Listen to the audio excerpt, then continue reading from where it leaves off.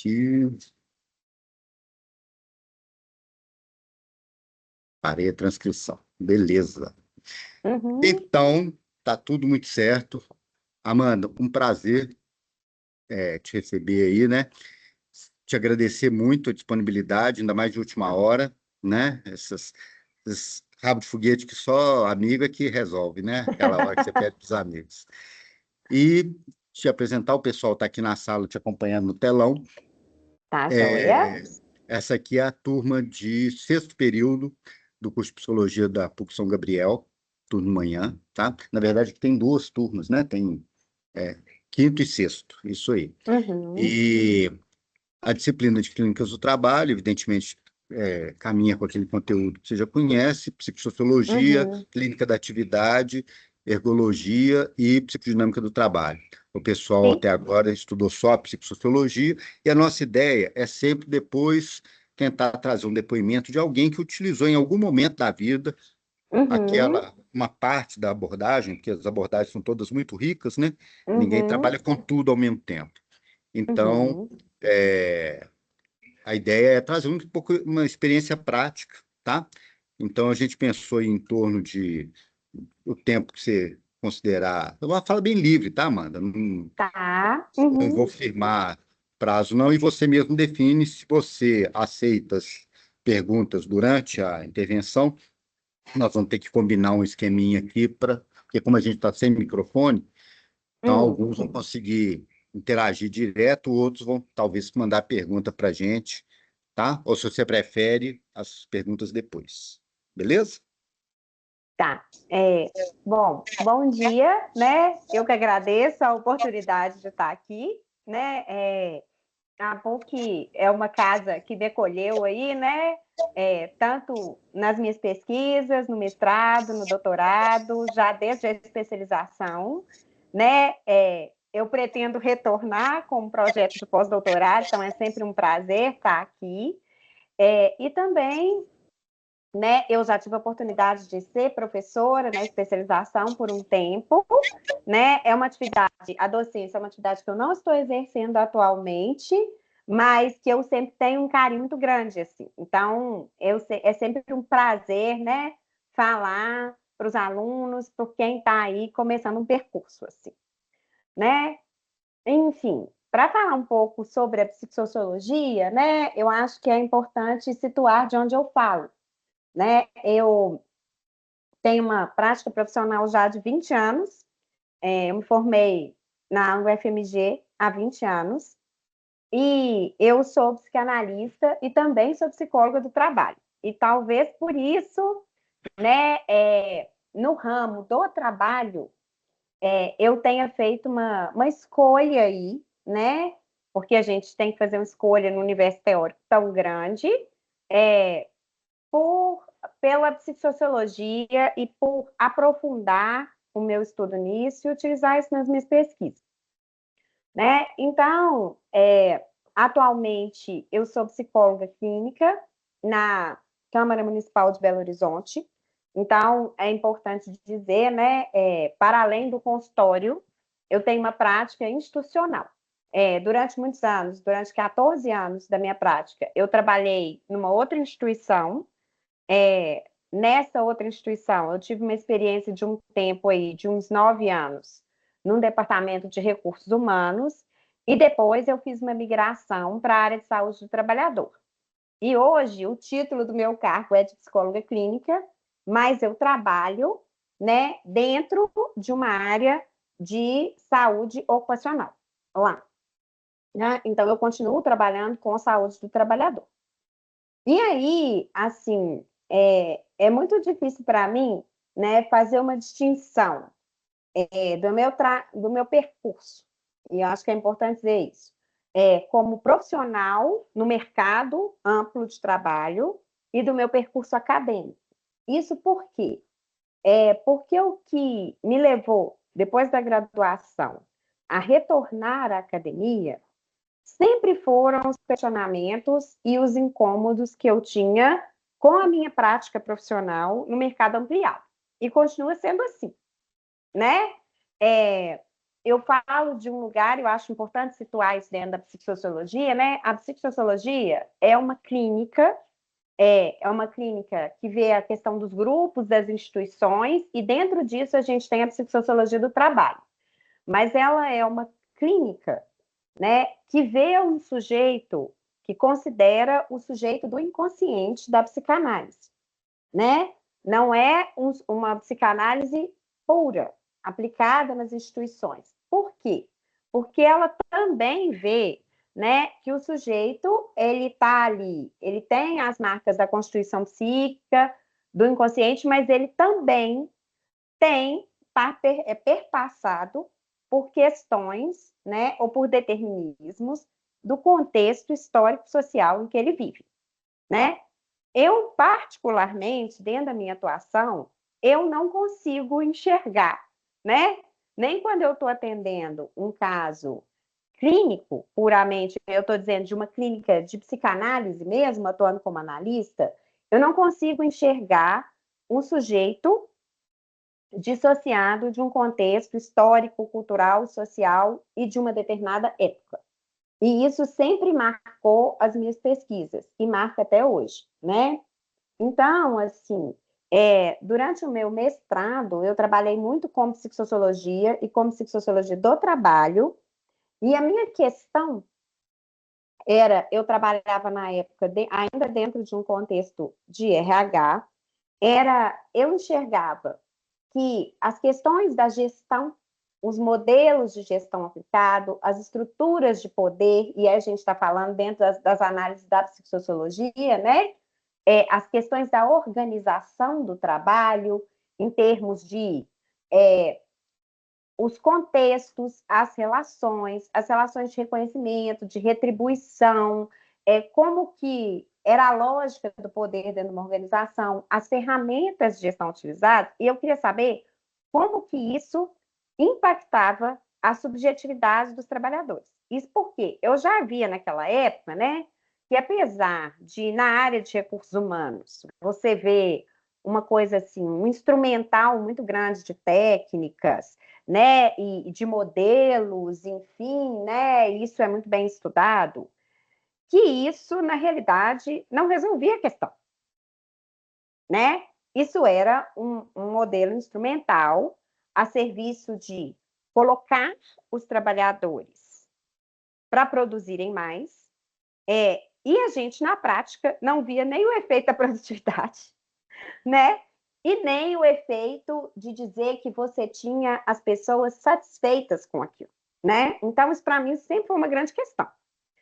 E aí, assim, a psicossociologia entrou na minha vida, né? Assim, de uma forma muito grata, porque me abriu um campo para estudar o que era a minha questão, né? E abriu um campo também, ao mesmo tempo, para a partir do momento que eu comecei a aprofundar as minhas pesquisas, para eu fazer ou interlocuções com outras áreas, tanto do conhecimento, quanto com outras áreas profissionais, e para eu poder, enfim, dar a minha contribuição, né, e tentar minimamente propor mudanças para ver em que medida eu podia melhorar, né, essa situação que eu vou dizer aqui de um certo sofrimento subjetivo que a gente vê muito nas instituições, né?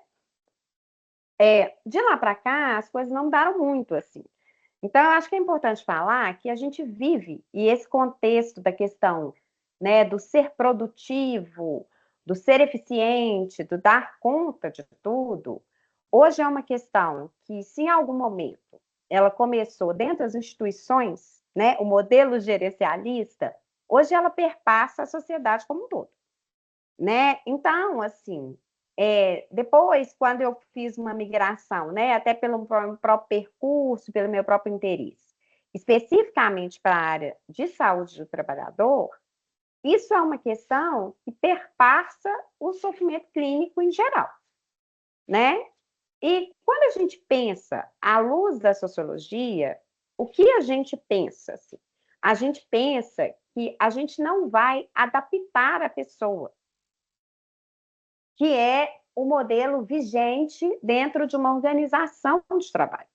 Então, por exemplo, quando eu estou lá na Câmara, né, o que eles querem saber? O grande problema assim, é que a pessoa, né, um servidor, que muitas vezes hoje eu atendo, né, lá, enfim, trabalhando institucionalmente, é importante ressaltar que a gente tem uma prática de atendimento individual dos servidores, um acompanhamento psicológico, em que a gente atende casos que têm relação com o trabalho ou que têm impacto no trabalho. A gente amplia dessa forma. Então, a grande questão da instituição, muitas vezes para mim, é falar assim: olha, esse servidor aqui, né? E aí hoje eu trabalho na administração direta, então os trabalhadores eles são tratados como servidores. Isso dá até uma questão aí para a gente discutir no sentido semântico, né? Mas é assim que é dito do ponto de vista jurídico. Eles querem saber assim, olha, esse servidor aqui, ele não tem produtividade, ele não se adapta ao regime. Como é que nós vamos fazer? A grande questão da instituição é essa, para que ele produza, para que ele se adeque ao sistema. E aí, o que a gente pensa do ponto de vista psicossociológico é justamente o contrário. É que se a gente vai trabalhar num contexto da diversidade, viu, gente? Eu não sei se eu falei isso, mas se vocês quiserem me interromper para perguntar, vocês podem ficar à vontade, viu? Mas, assim, o que a gente pensa do ponto de vista da psicossociologia é como é que eu vou transformar o trabalho e eu vou entender que este contexto social está, de alguma forma, né, impossibilitando a ação, né, ou impossibilitando que aquele sujeito se insira ali. É uma pergunta diferente. Então, é sempre importante, eu sempre falo isso, né, que a gente, psicólogo, com uma formação em trabalho, né, ou eu acho que até os psicólogos, de uma forma geral, a gente tem uma posição meio, vou usar essa expressão, meio outsider dentro das instituições.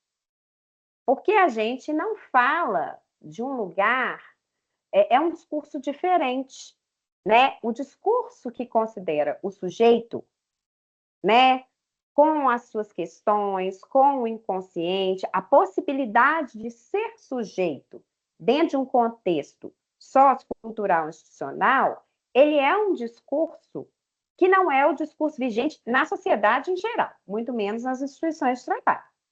Então, a gente tem exemplo da posição outsider. Então, quando a gente recebe essa pergunta, a gente vai falar assim, mas eu vou olhar essa questão, né, da produtividade, porque a gente tem que saber dialogar com as instituições, mas eu não vou olhar do jeito que você quer. E a gente tem que saber falar isso, né? Assim, falar assim, olha, o que você está me trazendo, muitas vezes, vai colocar em questão mudanças institucionais, né? E isso, digamos, dá muito trabalho. Então, para falar um pouco assim, né, eu sempre tive muitas questões assim.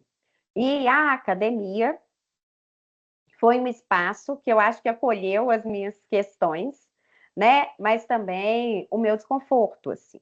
Eu tive a oportunidade, né, de trabalhar ao longo do mestrado e do doutorado com o professor José Newton como orientador, né, que uma das maiores autoridades do Brasil e eu acho que até mundiais a gente pode falar isso, né, é, a respeito da psicossociologia, né? E o Zé Newton, ele tem uma visão também que ele traz, né, ampliada, porque é importante a gente pensar que a psicossociologia, ela não é uma clínica do trabalho, né? Como que eu vou dizer? Fechada, hermética. Mas ela é um arcabouço teórico, vamos pensar assim, que se constituiu no diálogo, né, na interlocução, e eu acho que isso é uma coisa que faz parte, que é importante a gente pensar num percurso profissional também, né? Então, a gente aprende muito com a psicossociologia, com várias outras áreas do conhecimento. Então, assim, a psicossociologia, ela tem um diálogo com a psicanálise, ela tem um diálogo com a sociologia, né? Ela tem um diálogo com a filosofia. Então, isso é uma coisa importante, porque quando a gente está no mundo e a gente se vê, isso foi uma oportunidade que eu tive, você vai ver também que isso é uma coisa que se aplica à nossa prática diária, né? Eu acho que seja enquanto psicólogo clínico, seja enquanto psicólogo do trabalho, seja enquanto psicólogo social, de uma forma geral, né? Essa interlocução com outras áreas do conhecimento, né? Com outras formações profissionais, com outros arcabouços teóricos, ela é uma questão que enriquece a nossa prática.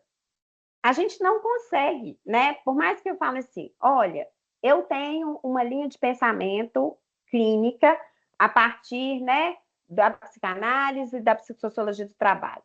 Mas não é só isso, né? Em primeiro lugar, eu vou enxergar, e nesse sentido eu acho que todo psicólogo é também um pesquisador. Eu não consigo fazer muito essa distinção, como eu já disse para vocês no início, né? Por quê? Porque quando a gente está diante de um caso, né, seja ele um caso de um grupo de trabalhadores, de um coletivo, ou seja um caso clínico, individual, né, que às vezes é um caso clínico de sofrimento relacionado ao trabalho, mas às vezes é um caso clínico mesmo, né, assim, que passa por toda a dinâmica da vida do sujeito também para além do trabalho, a gente se interroga. E essa interrogação é um ponto de partida numa pesquisa, né? Então, eu acho que todo psicólogo, ele é, acima de tudo, um pesquisador. E quando a gente pesquisa, não dá para a gente ser, muitas vezes, muito hermético, né? Muito agarrado ou muito rigoroso com um arcabouço teórico só. Porque, às vezes, a realidade que se impõe ali na nossa prática profissional, ela exige, ela requer que a gente amplie os horizontes para a gente conseguir pensar. Né? Então, por exemplo, ok, né? Eu sou psicanalista, eu penso o sujeito a partir da psicanálise, mas quando eu estou acolhendo os casos individuais, eu escuto a realidade social, a realidade de trabalho daquelas pessoas que estão ali, né? E isso, para mim, é uma questão, porque às vezes é o lugar aonde elas vão falar do sintoma delas e do sofrimento delas. Né? Então eu preciso conseguir olhar esse horizonte, né? Assim, então assim, eu comecei estudando realmente psicossociologia do trabalho, estudando lá atrás a relação entre os modelos de gestão e a questão do sofrimento, né? De uma certa impossibilidade, vamos falar aí de um conceito que é até da clínica da atividade, mas que é da psicossociologia, de um certo sujeito impedido, né? Ou de um trabalho impedido que eu via nas instituições. E depois eu fui ampliando os meus horizontes, né? Tanto que na minha pesquisa de doutorado, eu voltei à raiz filosófica, né? A uma das raízes filosóficas da psicossociologia, que é a teoria do reconhecimento do Hegel, da filosofia, né? Então, quando a gente estuda hoje que o sujeito se constitui, o sujeito psíquico se constitui na relação com a alteridade, né? E que lá na psicossociologia o trabalho é mais do que a atividade, é um trabalho de relação, onde você se relaciona com o outro, onde você quer ter uma sensação de pertencimento e de reconhecimento a partir do olhar desse outro sobre aquilo que você faz, isso está lá no Hegel. Né? Isso é anterior até ao próprio Freud, muito antes, né? Anterior ao Marx, que vai dialogar com Hegel. E quando vocês estudarem as outras clínicas do trabalho, né? Que tem mais diretamente uma relação, eu acho que com a questão de uma concepção mais marxista, vocês vão ver isso, né? Assim. Então, eu fui estudar a questão seguinte: quais são os efeitos, que eu acho que é uma questão que tem tudo a ver com os contextos de trabalho e com os contextos sociais de hoje? Qual é a relação entre o sofrimento, e muitas vezes é um sofrimento, né, que nos remete a um certo desamparo psíquico, e que é capaz, é importante dizer isso, de desestruturar toda uma personalidade, né, toda uma subjetividade. Qual é a relação disso com uma ausência de reconhecimento?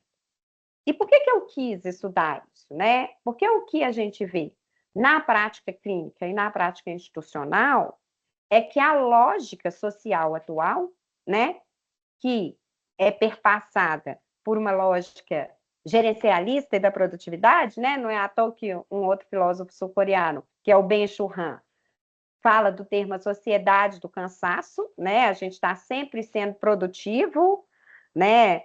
O ócio criativo ficou completamente relegado ao segundo plano, mas essa lógica da produtividade, ela é extremamente individualista. Ela rompe com o coletivo de trabalho, ela rompe com o laço social de uma forma mais ampla. Então, a gente tem problemas aí, né? A gente tem problemas decorrentes de uma privação, de uma ausência de reconhecimento. E a gente vê isso em contextos sociais ampliados, né? Porque a gente tem grupos sociais, né? Não é à toa que hoje nós estamos falando de decolonialidade, né? A questão da exclusão, né? Do colonialismo, da nossa própria estrutura social. A gente tem exclusão de grupos sociais específicos, mas a gente tem exclusão do um a um.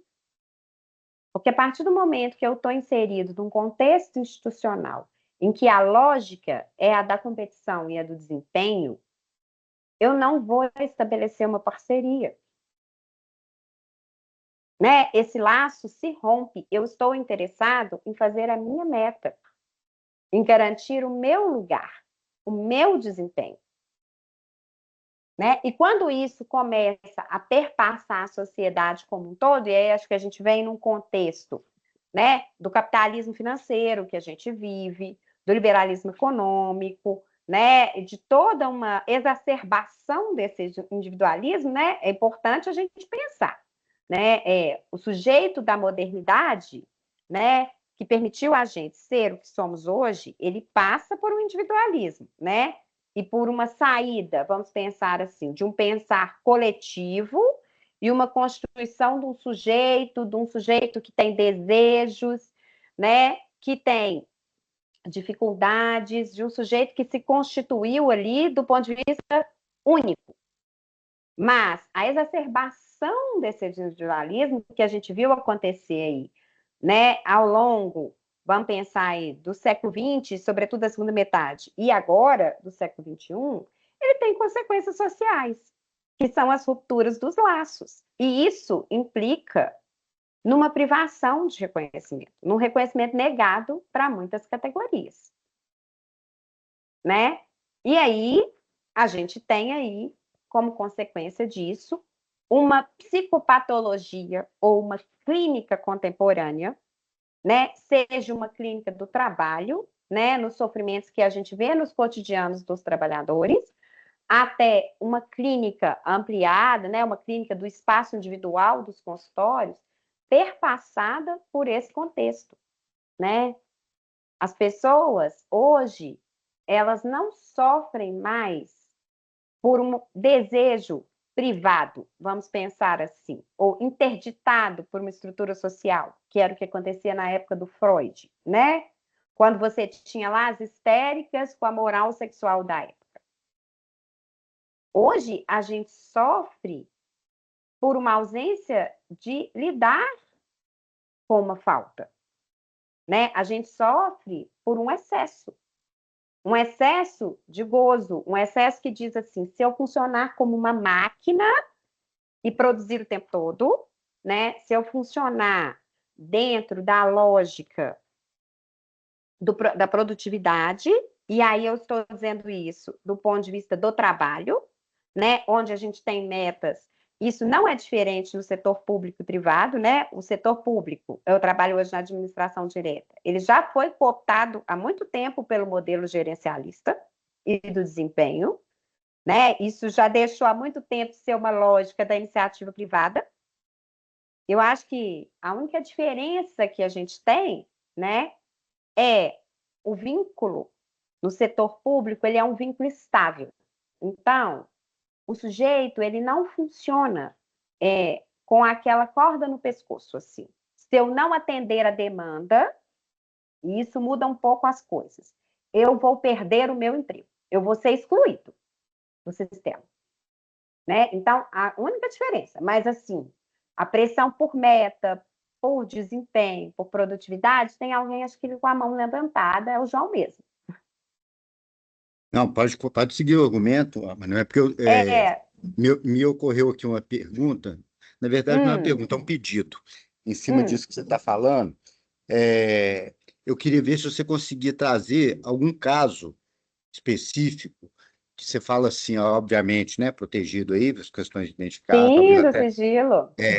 porque nessa questão do sofrer pelo excesso e não pela falta, me ocorre que isso tem uma convergência enorme com a psicossociologia, né, que é o contexto, é isso que você está Sim, falando, do contexto da contemporaneidade, nós estamos marcados por isso, né? sim. É, a gente vai continuar a lidar com a falta, mas aparentemente não, porque estaria tudo atendido, né? A gente Então, tampona, né? exato. Então, se você conseguisse emendar nisso, Tá, isso é uma curiosidade minha mesmo, sabe? tá. Eu vou tentar passar por uns dois casos, assim, que eu acho até importante a gente dizer que numa atuação no contexto, você tem, né, tanto a lógica de um adoecimento do trabalho mesmo, né? Eu acho que aí a gente tem, né, a questão da psicopatologia do trabalho, as síndromes de burnout, tudo. Quando você tem também sujeitos que hoje estão no mercado, vão ser incluídos no mercado, mas que têm, vamos pensar assim, numa psicopatologia mais estrutural. E que o trabalho, ele não pode se tornar mais adoecedor para esses sujeitos. Então, isso é uma grande questão, né? E aí, assim, só para fechar o raciocínio. Então, a gente tem essa questão do contexto aí da produtividade, que perpassa a nossa vida pessoal também, né? Enfim, e que traz grandes questões para a clínica. E aí, para trazer um pouco essa sua questão, João, vamos pensar assim, né? Pensando um pouco, como eu disse para vocês, a minha prática profissional, né? Aonde eu trabalho hoje, a gente tem tanto servidores efetivos, concursados, eu trabalho numa casa legislativa, né, gente? Então é importante dizer isso. Quanto a gente tem trabalhadores que têm um vínculo que eles não são efetivos, Isso. que é o que a gente chama dos assessores parlamentares, vou usar esse termo genérico, tá? Que são trabalhadores de livre nomeação e exoneração. Tem um vínculo que não é exatamente uma CLT, mas é parecido com isso. Então, isso faz, por exemplo, com que eu trabalhe com duas realidades muito diferentes, né? Então, eu vou citar para vocês dois casos recentes que eu tenho acompanhado, né? Eu tenho uma realidade, por exemplo, que eu recebi de um trabalhador com características, né, marcantes de um sofrimento psíquico, né, um quadro que me parece muito burnout, né, não extremado ainda, porque a gente não tem os fenômenos, por exemplo, de deserialização, de despersonalização, mas que eu tenho aí marcado por uma grande ansiedade, uma sensação de fadiga, né? Uhum. Mas também assim que o sujeito continua fazendo, porque ele tem essa coisa meio, né, de uma incisão social, né, que passa também por uma questão superegóica nossa, né? Porque o superego, ele tem essa marca da cultura, né?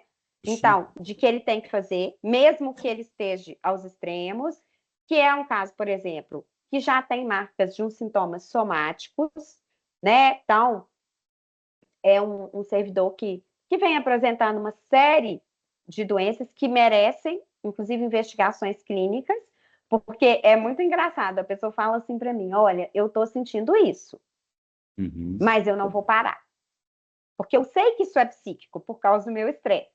E aí você tem que fazer uma intervenção de ser assim: olha, para a gente dizer que uma coisa é só psíquica, que é só estresse, antes você precisa fazer um diagnóstico diferencial, né? Passar por uma investigação clínica, porque senão as pessoas não param. Mas isso é uma realidade, né, em que eu tenho mais margem, vamos pensar assim, na minha prática profissional, para trabalhar com esse sujeito, né, até para fazer com que ele se questione sobre essa questão da produtividade, e aí pensando numa abordagem mais individual, mas que leva em consideração todos esses conceitos das clínicas do trabalho, como eu estou explicando aqui para vocês, que faça com que ele comece a se questionar assim, mas por que que eu estou fazendo isso? Né? Como é que a minha relação com esse sistema poderia ser diferente?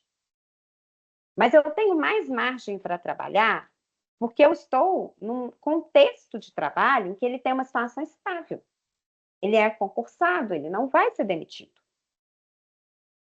Né? Só que, por outro lado, eu também vejo casos, né? Eu estou com um caso agora, né? De que eu atendo uma pessoa, por exemplo, em franca crise de pânico, né? Num contexto também de estresse, né? Em que a gente ainda precisa entender aonde que está esse sintoma, está relacionado a quê? Se é o trabalho diretamente, ou se é outras questões, né, da vida da pessoa, para a gente entender o lugar do trabalho aí, mas que o trabalho tem um impacto nisso, tem. Porque ela me diz assim, porque eu falo assim, olha, do jeito que você tá, eu preciso te mandar para casa hoje, né? Eu preciso te mandar para o médico que está trabalhando aqui do meu lado, né, para você ser medicado e você vai para casa, porque você não tem condição de trabalhar agora. E na hora que eu falo isso, a pessoa me diz assim: eu não vou. Eu não vou, porque se eu for, eu vou ser desligado. Se eu apresentar mais um atestado, eu vou ser andado embora. Mas ela não consegue. Né? E aí, a prática profissional, né? Por isso que eu falei muito dessa interface, desse jogo de cintura, desse diálogo, requer que a gente saia da nossa caixinha. Porque escutar esse sujeito, no segundo caso, pressupõe que eu não diga a ele assim, você precisa ir. Pressupõe que eu vá lá, né? Que eu faça uma interlocução com o médico para a gente pensar a melhor saída. Pressupõe que muitas vezes eu saia de lá e vá conversar com o chefe dessa pessoa, que não é um profissional de saúde, né? Que está lá mesmo, que ele precisa entregar o resultado, porque está cobrando isso dele também, né? A gestão de cima está cobrando isso dele também. E que falar assim, olha, eu entendo a sua situação, né? Mas você vai conseguir entregar esse resultado, mas de uma outra forma, porque fazendo desse jeito aqui não vai dar, né? Agora a pessoa não tem condição de voltar. Então, essa é a realidade que a gente vive. Né? E, ao mesmo tempo, assim, para citar um outro exemplo, né? Hoje a gente trabalha num contexto, né, em que a inclusão, né, nas suas mais diversas facetas, ela está vigente, né? Ela é um imperativo, que muitas vezes eu costumo brincar isso. Ainda está muito mais no quadro do marketing, da propaganda, do que da efetividade propriamente dita, né? No nosso contexto social ampliado, né? Porque a gente ainda tem um percurso muito grande aí, e que dirá nos contextos institucionais. Então, quando a gente fala assim, a gente falava assim, por exemplo, né?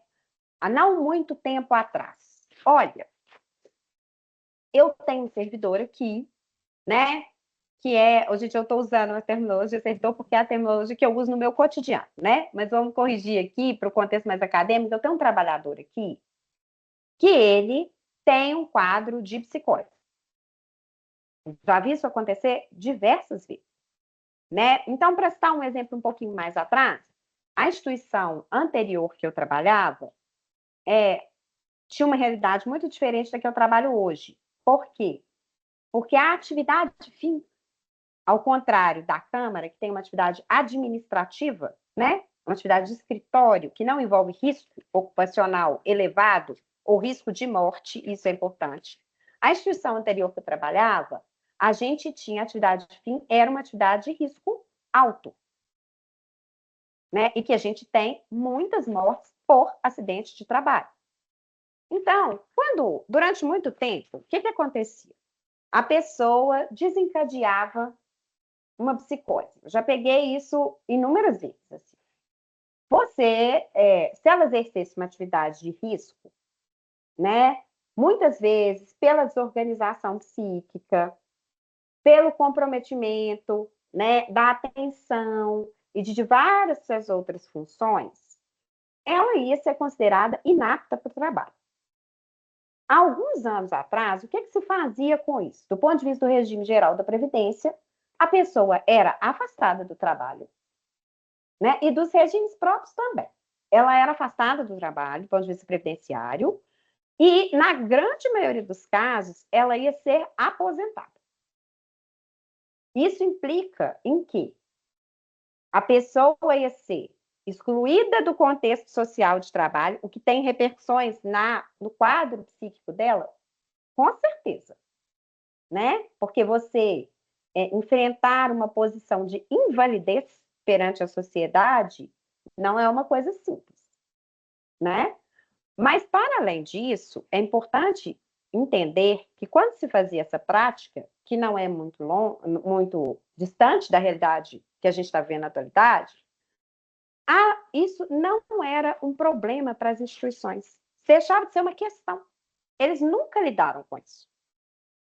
Né? Então, e eu costumo dizer o seguinte, boa parte das coisas causa incapacidade ou redução da capacidade laborativa são transtornos mentais. Né? Porque assim, a gente tem no Brasil, né, quando a gente tem uma realidade que tem atividades de muito esforço físico, a gente tem os problemas osteomusculares, sim. Mas hoje em dia, com o boom de transtornos mentais, não é à toa, né? A gente vê os índices aí da Previdência Geral, dos regimes próprios, grande causa, transtornos mentais. Então, isso está diretamente relacionada à atuação nossa, de profissionais do campo psíquico. Não é à toa que nos últimos anos, né, as organizações, pelas próprias exigências regulamentadoras, aí, né, tá aí a NR1, né, que vem aí com a questão dos riscos psicossociais e tudo, mas que se passou a ter certificações vinculadas a essa questão da qualidade para empresas que investem em saúde mental. Esse investimento, gente, é tipo assim, massacrar as pessoas do ponto de vista institucional, promover exclusões e pagar terapia online, isso não é promoção de saúde mental. Então, é uma crítica que eu faço, é o seguinte, você quer promover saúde mental, você precisa repensar a sua prática institucional. Você precisa repensar para você promover, você quer promover inclusão, você precisa trabalhar as pessoas e o seu modelo de gestão dentro da sua instituição, para você abarcar a diversidade. Porque, senão, é um trabalho de marketing, por isso que eu falo. Não adianta ter índice de que contratou. Cumprir a cota, beleza, de deficiência, cumprir a cota, né, de pessoas negras, cumprir a cota de várias coisas que a gente tem hoje, e eu não estou criticando as cotas, eu acho que elas são muito válidas e elas têm um papel muito importante na questão da inclusão, mas não adianta cumprir o número. Até porque o que a gente vê, gente, é que na real mesmo, quando você fala, por exemplo, em deficiência, o que a instituição quer? A instituição quer uma coisa que a lei considera deficiência, mas que não gere problema para ela do ponto de vista da produtividade. Né? Então, são deficiências leves, administráveis, ela não quer problemas de capacidade laborativa. Então, isso é uma mudança de concepção. Então, por exemplo, eu já tive muitos casos em que a pessoa foi lá, desencadeou um quadro de psicose, por exemplo. Ela foi aposentada. O regime geral mudou a política. E pegou essas pessoas anos depois, e falou assim: não, não, não, não, não. Isso aqui que antes era só um problema previdenciário, essa pessoa que estava aposentada, ela vai ser desaposentada. E ela vai voltar para o contexto de trabalho e você, instituição, vai ter que acolher e que adaptar um trabalho para ela. E aí você vai pegar um contexto, que são os contextos de trabalho, que não são de profissionais psi e nem de profissionais de saúde. E aí a gente vê a questão dos preconceitos, as dificuldades do contexto emergirem. E vai falar com eles assim: olha, nós vamos ter que voltar essa pessoa. Você vai ter que lidar aí com uma gestão que não quer ter que saber com esse problema, que não se vê habilitada ou capacitada para isso. E com uma realidade que se impõe. Né? E aí, o que, que a gente vai fazer? Né? Então, por exemplo, no contexto que eu trabalho hoje, como é que a gente faz?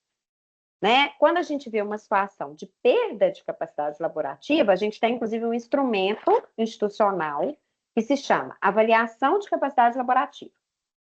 Antes desse instrumento, ele dizia assim: fulano de tal está apto, então ele pode voltar para o contexto normal, e deve pau quebrar.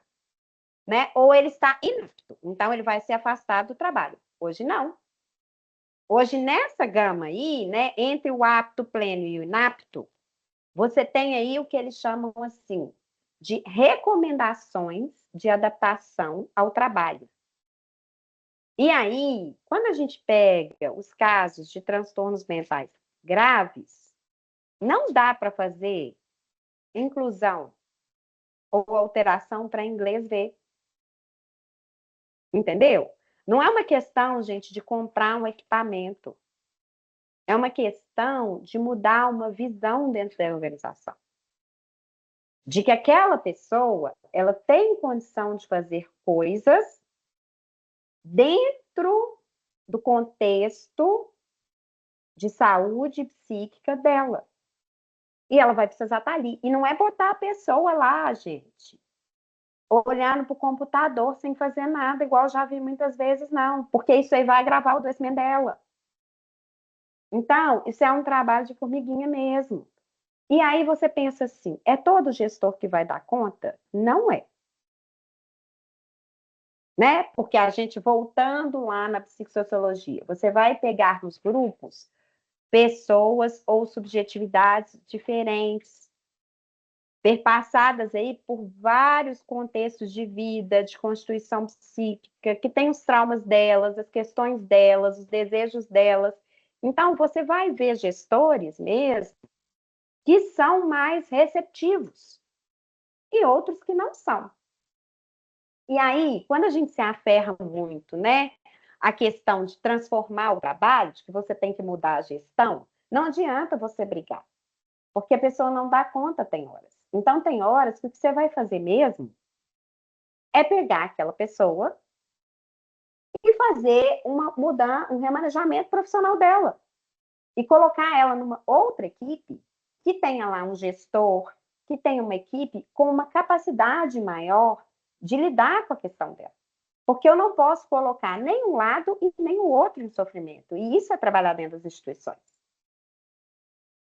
Né? Então, a gente não pode ir muito a ferro e fogo. Né? O contexto que eu trabalho hoje. Então, por exemplo, a gente tem lá os inventários periódicos de saúde, né? Uma avaliação psicossocial dos servidores. Então, os servidores respondem anualmente, tem um atendimento com cada um, né? Que é um atendimento voluntário. A pessoa vai, se ela quiser, para ela falar das questões dela com o trabalho, com a atividade, se ela tem sobrecarga de trabalho, se está ocasionando algum tipo de sofrimento para ela e tal. O que a gente viu nos últimos anos, gente? O trabalho virou híbrido. As pessoas não vão na instituição. Né? Então, os nossos índices de resposta e de engajamento nesse programa, por exemplo, foram lá embaixo. O que nos obriga, e isso também é uma prática, a repensar isso, a repensar esse modelo, né? Não adianta eu querer. Às vezes as pessoas chegam lá para mim e falam assim: Amanda, mas por que você acha da gente falar que se a pessoa vier aqui responder e ser atendido, que ela vai ganhar um brinde? Eu falo assim, gente, isso não é construção de valor. Né? Eu estou banalizando, eu estou fazendo a mesma coisa. Eu estou submetendo a pessoa a fazer uma coisa que não é o desejo dela. Eu estou submetendo o trabalhador de novo para ganhar um brinde. É como se eu estivesse fazendo ele correr atrás de uma meta, dadas as devidas proporções. Né? Então, a gente precisa de mexer nessa prática institucional. Né? De ver uma outra forma. Por quê? Porque o contexto mudou. João, você quer falar? A mãozinha. Não, mas é isso mesmo, só porque você colocou uma questão aí que é muito legal, que é a mais comum. Acho que a gente pode falar disso, né, Amanda? É a mais comum no campo organizacional é utilizar a Hum, estratégia comportamental, né? Vamos dar brinde, horas, melhor ponto na avaliação de desempenho para quem cuida da sua saúde, para quem, né? Então, assim, essa estratégia comportamental ela vai ter a resposta prevista lá, que a gente sabe qual que é, vai incidir um sim. comportamento, mas que Uhum, não chega, né, no lugar que você está querendo. uhum, uhum. Porque é isso. Porque, por exemplo, a gente vê, quando você adota esse tipo de estratégia, né? Eu já vi isso acontecer algumas vezes, a pessoa responde. Mas a primeira coisa que ela te fala no atendimento é: por que você vem aqui? Ah, eu vim aqui porque me mandaram. Ela não se dispõe, ela não vai, gente, não tem escuta clínica quando não tem mobilização subjetiva. E isso é em qualquer contexto, né? A pessoa não vai te dizer a verdade. Ela vai responder qualquer coisa ali, o seu dado vai ser relevante, né? Então, você tem que repensar é a prática mesmo. E a gente também lida o tempo todo para não cair nessas armadilhas da gestão. Porque nos contextos institucionais e no próprio modelo social que a gente vive, qual que é a mensagem que está por trás disso? Olha, se você se submete, se adequa, adere ao perfil, né? O que você embota a sua subjetividade, eu vou usar essa expressão, e sofre para fazer isso. Mas se você fizer isso, você vai ser recompensado. E é justamente isso que adoece. Então a gente tem que ter um cuidado danado para não ficar replicando essa lógica de uma forma ingênua, né? Assim, eu costumo dizer assim que hoje em dia a clínica, de uma forma geral, né, ela se faz muito para além dos limites do consultório. Eu acho, né, que para vocês que estão no contexto de graduação, hoje isso é muito mais claro, né? A gente vê aí consultório na rua, a gente tem movimentos como Freud nas quebradas, no contexto da psicanálise, a gente tem, né, no contexto social, né, ou no contexto de trabalho, como eu estou, a clínica dentro da instituição de trabalho, a gente tem um programa de acompanhamento psicológico. Então, muito mais do que no âmbito individual, a clínica está inserida no contexto social. E, para além disso, quando a gente pensa em uma clínica inserida no contexto social, a gente tem que pensar que ela não pode, né? Vou usar aqui uma citação do Dravin, que eu gosto muito, assim, numa clínica ingênua,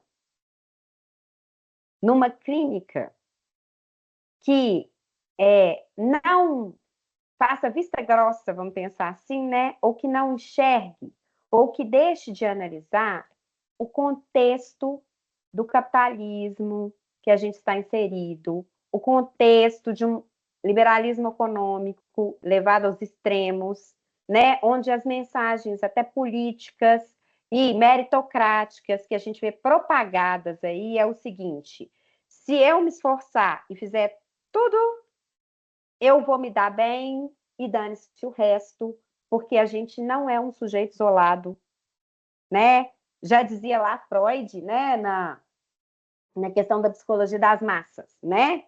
A gente assente né? A gente abre mão a uma perda estrutural aí, né? Do nosso desejo, do nosso narcisismo, para se inserir num contexto, porque é isso que define a nossa sobrevivência, né? Frente à guerra, à fome e às intempéries da natureza.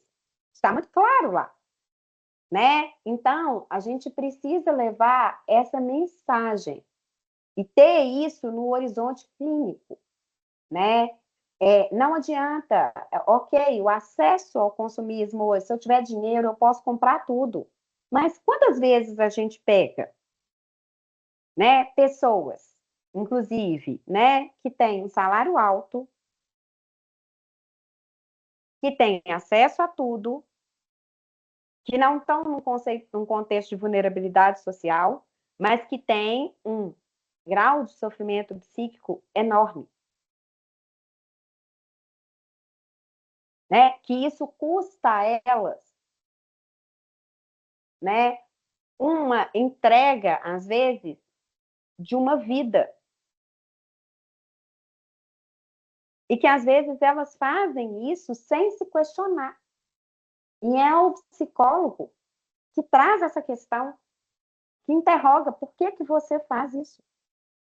Do mesmo jeito que a gente tem pessoas que estão inseridas num contexto de vulnerabilidade e a gente vive, né, num país, numa cultura muito diversa, de uma desigualdade enorme, e que a gente precisa de olhar e falar assim, olha, não é só o desempenho individual, não, né? A gente precisa de dar suporte, né? É nisso que eu acho, por exemplo, a questão das cotas. A gente está vendo aí, né, a diversidade entrar nas instituições, mas para além da porta de entrada, tem um caminho muito grande a ser percorrido, que é o caminho da inclusão.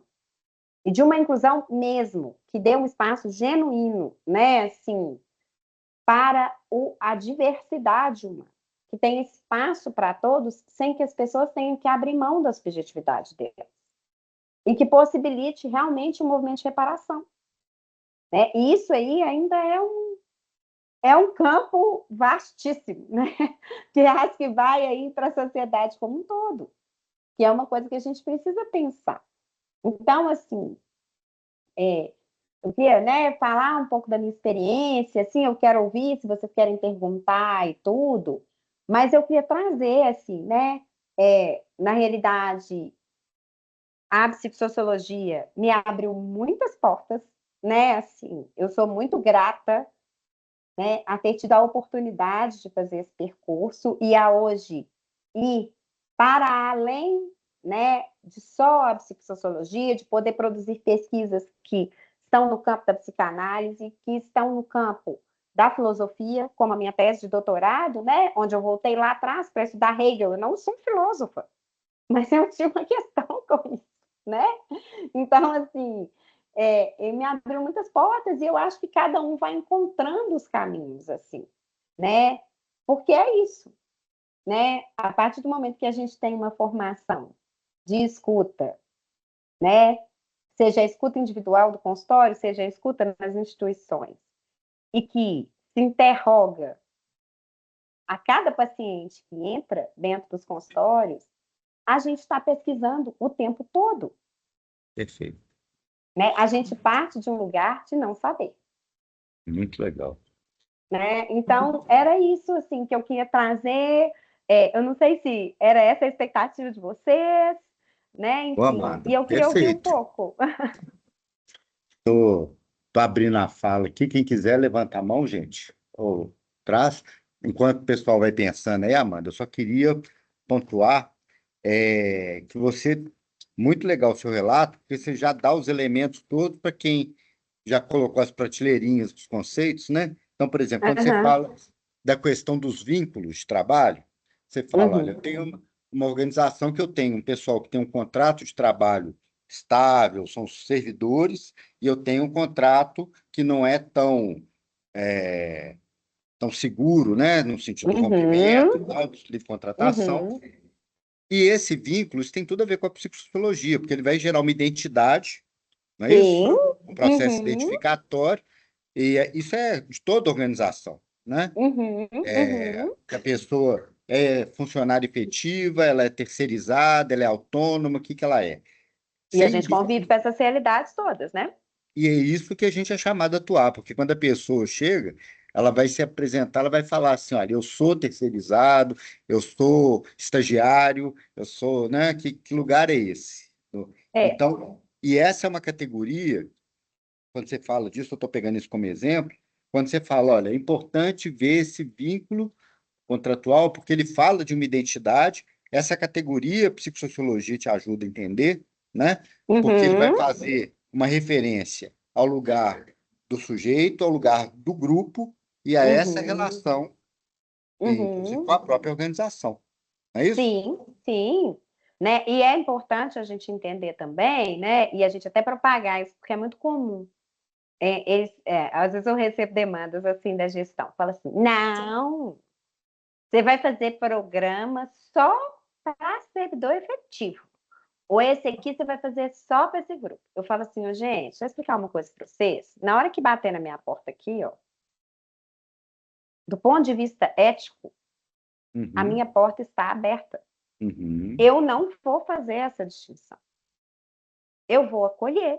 Isso aí. O que que vai dar depois? Como é que vão se dar esses arranjos institucionais? A gente vai ter que pensar depois. Eu não posso fazer uma prática discriminatória. E isso é a Uhum, realidade que a gente convive, uhum. É perfeito. E né? isso, e isso a psicossociologia ajuda a entender. Você está me fazendo Uhum, lembrar o caso de uma ex-aluna que nos procurou o ano atrasado, foi final de 2023. E ela se formou sem experiência no campo do trabalho uhum, e foi a vida acabou levando ela para uma instituição. Eu não vou dar dados, não posso dar dados muito permite identificação, mas é muito curioso porque tinha uma pessoa, ela teve que lidar com um grupo de pessoas uhum.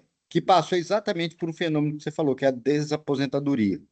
Essas pessoas estavam afastadas e elas tiveram que, por Sim, decisão judicial, voltar. E isso hoje é muito comum. a tarefa da psicóloga é, olha, resolve isso aí, dá um jeito nesse povo, né? Que é um pouco isso que você fala da atividade impedida lá, né? Nós vamos ver ainda na clínica daqui. Isso. E o que a gente vê muito é que a lógica vigente, assim, tipo assim, eu não quero ter problema, não. Uhum, Então, senta a pessoa aí na cadeira e, tipo assim, pode deixar ela sentada. A gente vê isso uhum, demais, gente. É muito comum. Só que aí o nosso trabalho é dizer assim, olha, isso não é inclusão. uhum, Você não pode fazer isso. Por quê? Porque daí a pouco a pessoa está sofrendo, né? uhum. Pela questão da exclusão social que ela vive. Então você vai Perfeito. criar um outro problema. Só que isso é um trabalho de formiguinha, assim. Uhum, Você mudar a concepção num modelo gerencialista que quer desempenho, né? Não é fácil. perfeito, perfeito. Lu, quer fazer a pergunta? Luciano? Bom dia. Ah, tá. Bom Boa dia. noite. Tchau. Eu peço desculpas por não conseguir, nesse momento, né, abrir a câmera aqui, Uhum. mas todas as questões que vocês apresentam, né, e levantam, me faz refletir muito sobre as aulas do professor Carlos Eduardo, né, o Cadu, Uhum, de uhum, saúde mental e trabalho. uhum, E teve uma colega nossa, que a gente ficava assim muito é, sem conseguir achar um caminho, uma direção de como lidar com as questões, né, pertinentes à saúde de mental no trabalho. E igual uhum. quando você fala no finalzinho aqui que é um trabalho de formiguinha, a gente costumava falar muito nas aulas do Cadu, né, que é como se a gente estivesse diante de uma montanha muito grande. Vamos colocar em um Everest da vida. Você precisa atravessar e você tem só uma marretinha para você cavar o seu túnel porque falta engajamento dos funcionários com relação ao próprio cuidado da saúde mental deles, né, com relação às questões trabalhistas Uhum. que você apontou, tem a questão do trabalho das pessoas que não são efetivas, que ali elas estão correndo risco de serem, né, demitidas, de Uhum. ficar sem aquela situação do emprego e tal.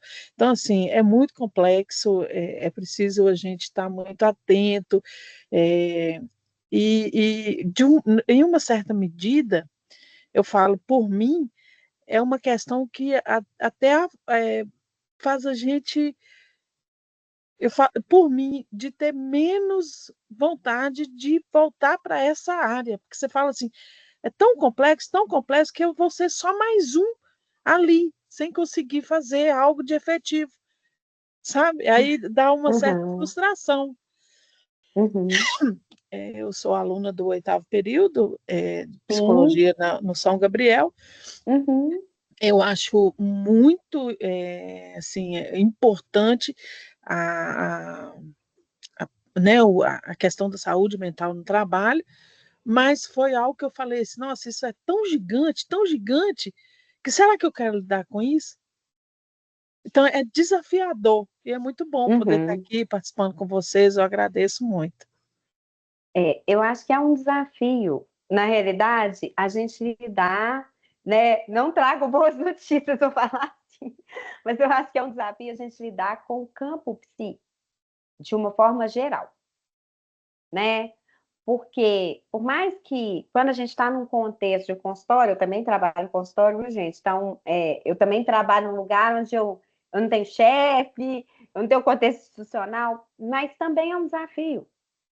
Porque o desafio, na realidade, ele é do contexto sociocultural, histórico, em que a gente vive, né? E é preciso, muitas vezes, por isso que eu falei assim, que a gente também precisa de, às vezes, se desprender de uma, digamos assim, de uma certa arcabouço conceitual muito fechado e a gente se abrir para diálogos com outras áreas do conhecimento, com outras clínicas para buscar soluções. Por quê? Porque a gente trabalha com a solução possível. A gente trabalha com a clínica do possível. Entendeu? É muito comum. Os casos graves, né, que eu acompanho, tanto no meu consultório quanto institucionalmente, e que são cada vez mais frequentes, frutos desse contexto em que a gente vive um adoecimento psíquico maciço, de casos muito graves, né, assim, de um sofrimento muito grande, eles nos fazem pensar todos os dias.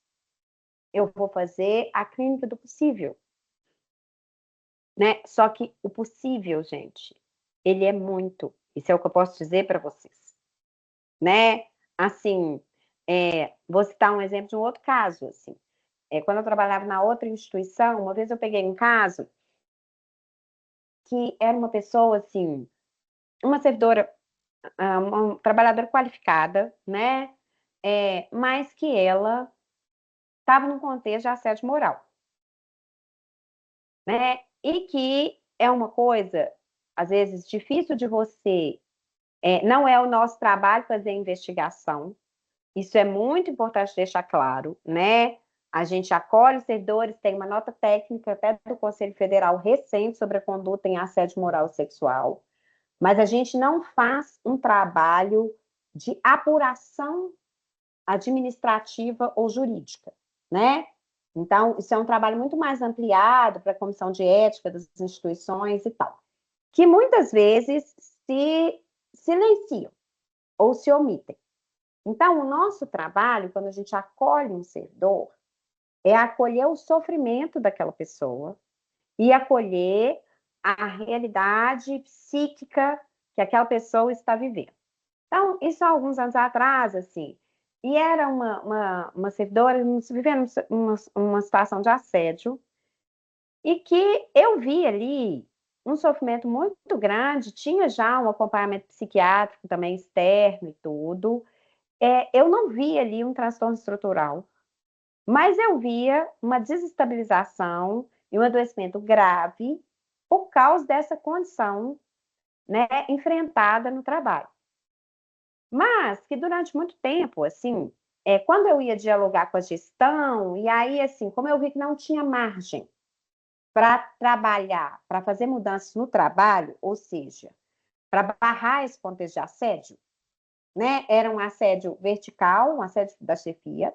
Essa chefia não ia sair de lá por uma série de razões, inclusive por entregar os resultados organizacionais, que é o que né, dá visibilidade à gestão. Não ia sair. Não tinha jeito. Né? Eu tentei conversar com esse chefe, não tinha jeito de mudar isso, entendeu? Ele não ia abrir mão. E aí, o que eu falei assim? Eu vou fazer uma aposta.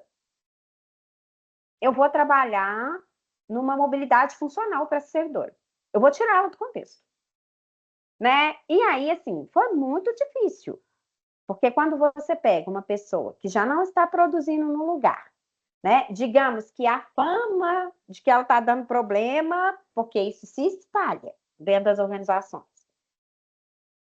já está grande, as pessoas falavam assim comigo, mas não vai dar certo isso que você quer, porque ela vai arrumar problema no teu lugar, não vai dar certo, o problema é da pessoa, o problema é da pessoa, o problema é da pessoa. Eu falava assim, gente, eu preciso de encontrar alguém, e aí você vai trabalhar com a sensibilidade do outro que vai receber, que tope a minha aposta, assim.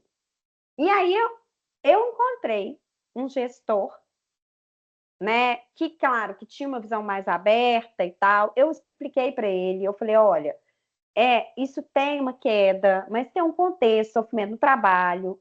A minha aposta é que eu acho que a gente pode fazer uma reabilitação, né, assim, dessa pessoa, fazer uma adaptação funcional. Eu acho que vai voltar. Eu acho que precisa tirar desse contexto e eu acho que esse adoecimento, ele vai ceder. Sabe? E aí, eu achei. O gestor comprou a ideia comigo. Falou assim, olha, eu gosto desse tipo de trabalho que você está fazendo, né? Eu acredito nas pessoas, eu gosto de ver as pessoas saírem de uma condição de sofrimento. Era uma pessoa que topava isso e que bancou essa ideia, né? E recebeu. E aí, assim, tempos depois, passaram-se uns meses e tal, eu acompanhei o caso, ok, reabilitação mesmo, com redução de uso de medicação, com remissão de sintoma, com melhora, assim, isso mudou a vida da pessoa. E aí, assim, quando eu fui me desligar da instituição, por acaso essa pessoa soube que eu ia me desligar. E ela foi lá me dizer assim, olha, você mudou a minha vida. Quer dizer, né? né? Então a gente tem Tem ganhos aí. possibilidades, né, Amanda? A Que gente bom, tem que bom. possibilidades. Muito Só que a legal. gente não pode se fechar muito Uhum. dentro de um arcabouço, muitas vezes teórico. A gente Perfeito, trabalha com a clínica do possível. perfeito. E é assim também nos casos da psicanálise. É. Né? Quando a gente pega um caso grave de uma psicose, por exemplo, você vai Uhum. trabalhar com o quê? Você vai É. trabalhar com uma redução de um gozo, Uhum. com uma construção mínima de um laço social que estabilize aquele quadro. Uhum. E isso é o possível? E faz diferença na vida da pessoa? Fácil. Faz. Perfeito. Então, todo trabalho em si é um trabalho de formiguinha. A É gente isso mesmo. realmente pega montanhas, como você É. disse, né? Isso mesmo. Isso mesmo, Amanda. Eu estou vendo o horário aqui, nós já estamos próximos do fim, mas o Leonardo está com a mão levantada aí. Então, eu vou Sim, só pedir o seguinte, Léo, você faz a pergunta, né, bem breve aí, porque eu, como prometi, eu pedi, falei com a Amanda, vou abusar de você até meio-dia, porque a vida dela muda, né, mano? Então, sim. o Léo vai fazer a consideração, e aí na resposta, Amanda, você já pode fazer o seu fechamento, tá bom? Ok, ok. Perfeito. Consegue me ouvir? Tá saindo minha voz aí? Sim, tá sim, perfeitamente. Show. Queria só agradecer rapidinho, um prazer conhecê-la, Amanda. A saúde mental está na ordem do momento, né? Você até comentou também sobre a NR1.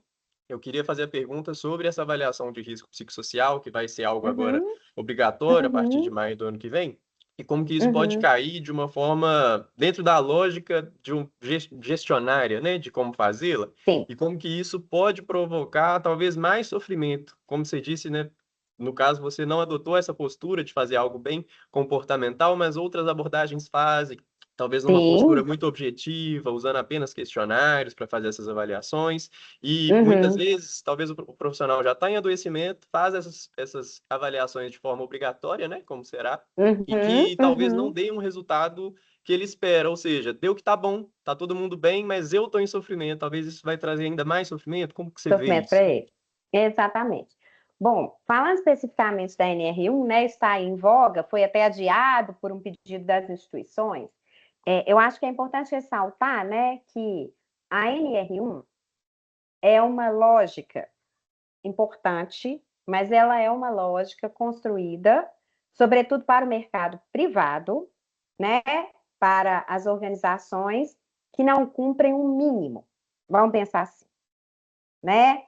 Quando a gente pega o setor público, e aí eu estou falando de uma discussão jurídica, viu, gente? A gente já analisou a NR1, eu tenho acompanhado as discussões lá na Câmara.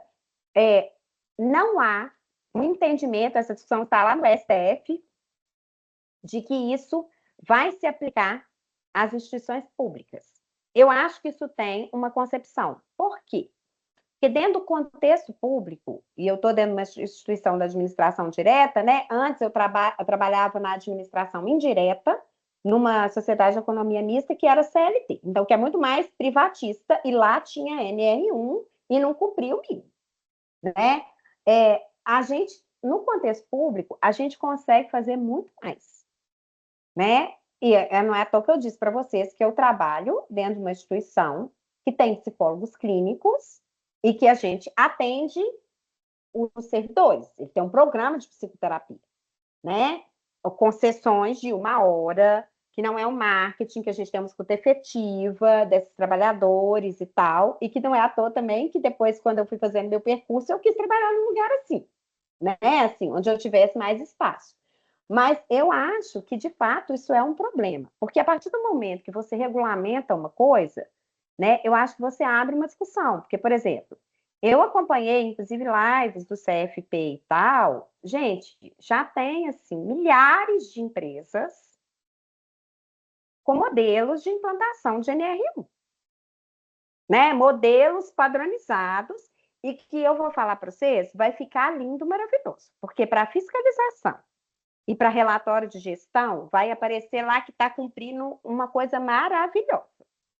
Só que na prática, eu acho que tem esse problema.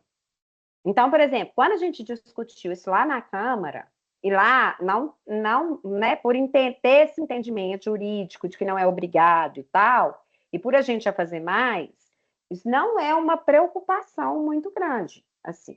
A gente, por exemplo, a gente acha que às vezes vai ser até um retrocesso, porque a gente vai ter que cumprir um tanto de burocracia, um tanto de coisa que não necessariamente é efetiva, né? Eu tive a oportunidade de acompanhar, inclusive, a primeira nota, a primeira portaria do Conselho Federal de Psicologia, né? Sobre especificamente a atuação do psicólogo em avaliações psicossociais para o contexto da NR1, que eu acho que era de 2020 ou 2021, né? A gente até fez uma roda de conversa na PUC mesmo para falar sobre isso. E, por exemplo, lá, a avaliação psicossocial estava sendo tratada como uma avaliação psicológica. E aí, a avaliação psicológica dentro da organização, o que que ela faz? Ela levanta um perfil, levanta precariamente um perfil, porque os instrumentos têm uma limitação, para adequar o sujeito numa posição. Então, você está completamente fora da lógica da saúde mental e trabalho. E a gente tem que ter um certo cuidado com isso, assim, né? Então, quando eu falei para vocês, para fazer um fechamento aqui, de que a gente tem uma posição um pouco outsider ao discurso organizacional, né? Eu acho que é isso. Porque quando me perguntaram, eu já recebi essa questão. Falar assim, você acha que tem que plantar NR1? Como vai ser essa implantação? Né? O meu papel foi levantar para a alta gestão da instituição que eu trabalho todas essas questões. Falar assim, olha, é isso que vocês querem mesmo? Porque é isso que está posto aqui para ser feito. E aí, isso vai implicar em a gente modificar todo o nosso trabalho e talvez tornar as coisas menos efetivas do que elas de fato são hoje. Perfeito. né? Então é isso. É um trabalho meio outsider mesmo, assim. Mas eu acho que também, assim, se o trabalho tem um sentido para o sujeito, né? Quando eu fiz essa escolha, há 20 anos, eu acho que eu fiz uma escolha, né? Pelo aquilo que fazia sentido para mim. Então, a gente trabalha muito mais que na lógica do emprego, né? Para deixar uma contribuição. E eu acho que é isso que eu tento fazer, né? Às vezes é uma coisa que faz muita diferença, às vezes não. Mas é isso mesmo, é uma tentativa. Perfeito. Muito obrigada, viu, gente, pela oportunidade de estar aqui Ô, e falar Amanda, um te pouquinho para agradeço vocês. demais, mais uma vez, muito obrigado. Agradeço o pessoal que acompanhou online, agradeço o pessoal que permaneceu aqui até o fim, né? As pessoas, esse horário de meio-dia é sempre delicado, né? Porque o pessoal tem que sair Sim, mesmo, né? sim. Mas te agradeço demais, Amanda. E vamos estar juntos, nós vamos ter outras oportunidades de poder trocar figurinha, né? Ok, estarei Bom, sempre à disposição. viu? Tudo de bom para você. Um forte Muito abraço. obrigada, viu, gente? Depois eu vou disponibilizar para você o link da gravação para você poder colocar lá Ok, também. Tá joia? obrigada, viu? Tchau, Tchau, gente. gente. Bom dia Obrigado. para todo mundo. Tchau, tchau. Tchau.